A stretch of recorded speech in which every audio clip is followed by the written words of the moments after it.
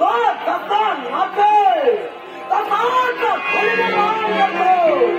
प्रत्येक जीव हा त्याच काळाच्या भयातीला गुंतलोय आणि याच काळासाठी आम्ही जाणून झालो आणि आतापर्यंत आमच्या कित्यांचं पूर्वधांचं बलिदान आम्ही आमच्या नेत्रा समजलो. आता इथे प्रपंच ठेवतोय लागणारे रक्ताचे धार सारा मान हे दृश्य ठेवलं की नेत्रा समोर राहतात त्यांचे बळी म्हणते देव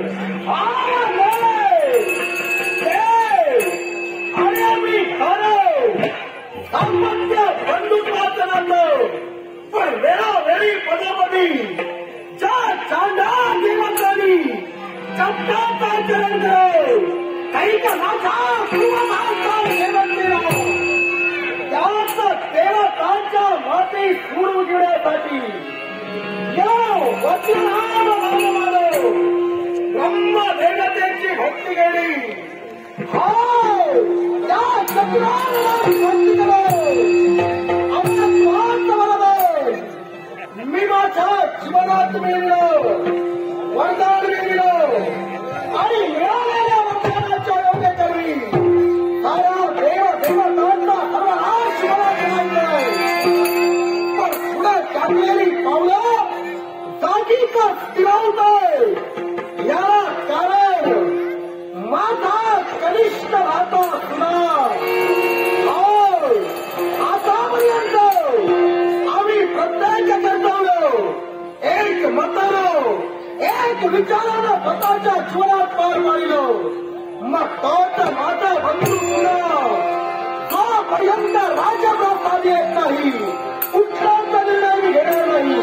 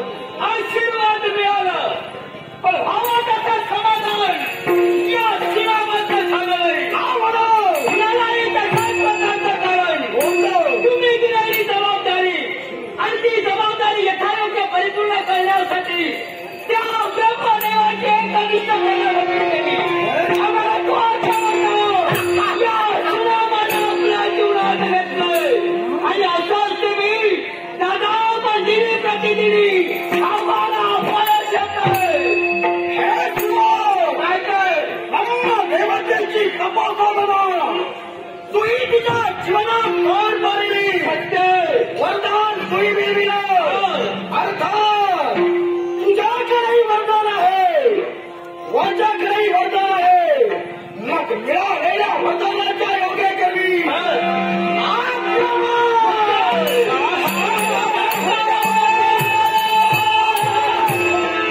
आलं काय माणसाला आलंय वाटलंच होतं हा येतोच आहे. मग काय करायचं प्रथम भेटच्या नावाची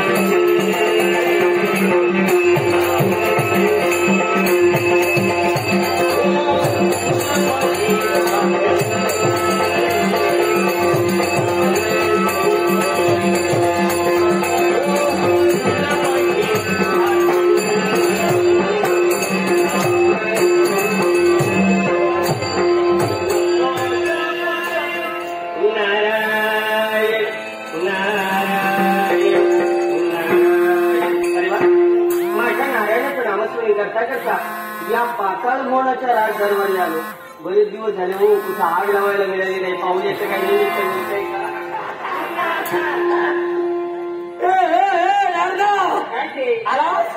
भेटायला आलोय.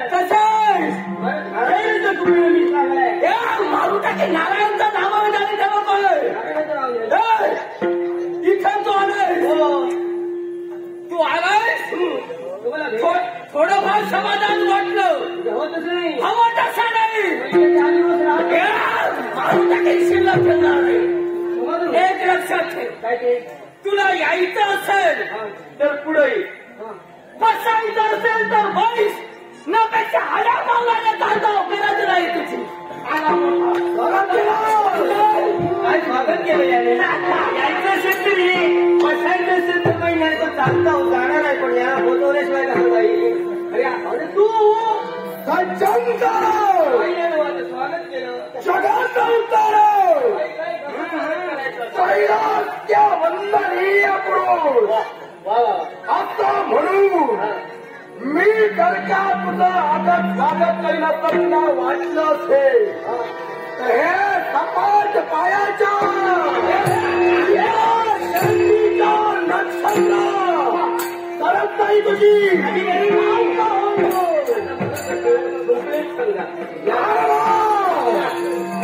देवताला नेस्तना उचललो हे आमचं स्वप्न आहे. आणि त्याकरता तुम्हाला सहकार्य करण्याची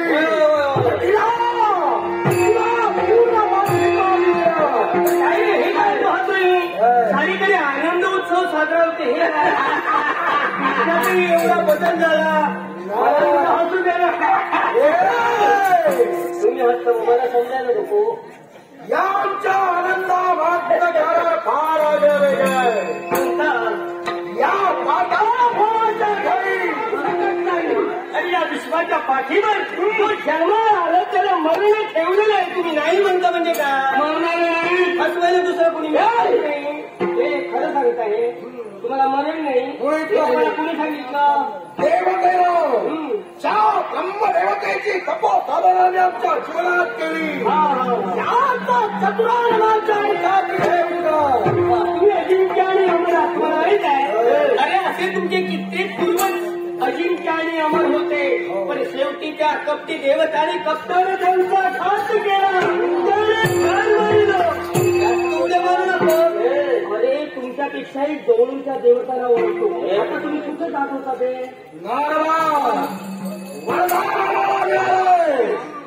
मग मिळालेल्या वरदानाच्या योगेकरवी सारा उतरत्या पावलाला आम्ही निघालो. लावूच नका तुम्ही सुद्धा मिळणार.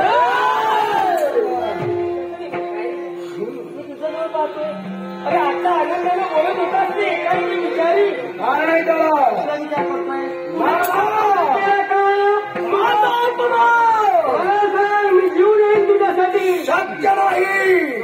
पण नारदा काय ते माझ्या अंतर्यामी एकच विचार चालतोय. अमरत्वाचं वरदान ब्रह्मदेवतेकडून मी मिळविलो आणि त्यांचं अमरत्वाचं वरदान कोणतं. नारदा या विश्वाच्या ठिकाणी मला मृत्यू नाही. पण माझ्या दुर्दैवानं नारदा माझ्या दुर्दैवानं जर का अंगविरहित नर निर्माण झाला. सगळ्याचा अंगविरहित नराकडे माझा सेवक मी जाणतोय असा नर या विश्वाच्या ठिकाणी निर्माण होणं शक्य. त्याला अंगच नाही त्याला शरीर नाही असा नर